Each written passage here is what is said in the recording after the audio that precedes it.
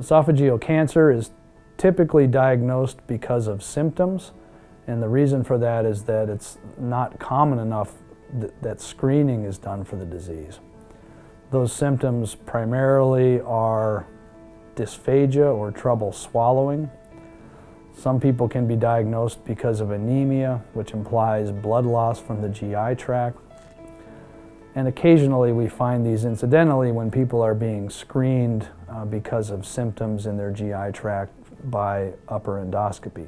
Upper endoscopy is a camera that's inserted through the mouth to look at the esophagus and stomach and perhaps first portion of the intestine with a camera. And if you've been diagnosed with esophageal cancer, you've most likely had one of these procedures. At the time of upper endoscopy, a biopsy can be taken through a small port in the endoscope. That biopsy is examined under the microscope by a pathologist, and that is how we determine what the general type of esophageal cancer is. Again, is it squamous cancer or is it adenocarcinoma? Esophageal cancer is a cancer that is typically treated by teams of doctors.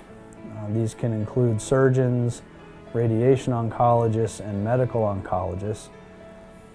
The type of treatment for your esophageal cancer will depend upon the stage of the cancer.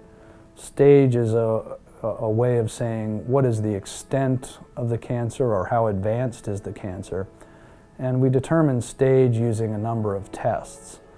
The principal components of stage are the depth of invasion of the cancer through the wall of the esophagus, whether local lymph nodes are involved, and lastly, whether organs or lymph nodes away from the esophagus are involved.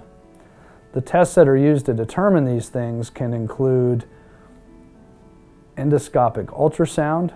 This is where a special endoscope is used that has an ultrasound probe at the end that can be placed in the esophagus near the tumor and can use ultrasound to determine how far the cancer has advanced in the wall of the esophagus.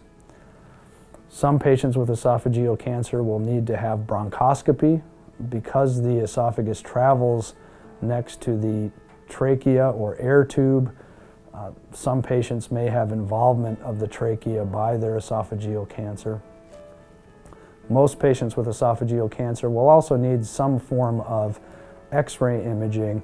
Most commonly these days that would be a PET scan, but a CT scan might also be done at some centers.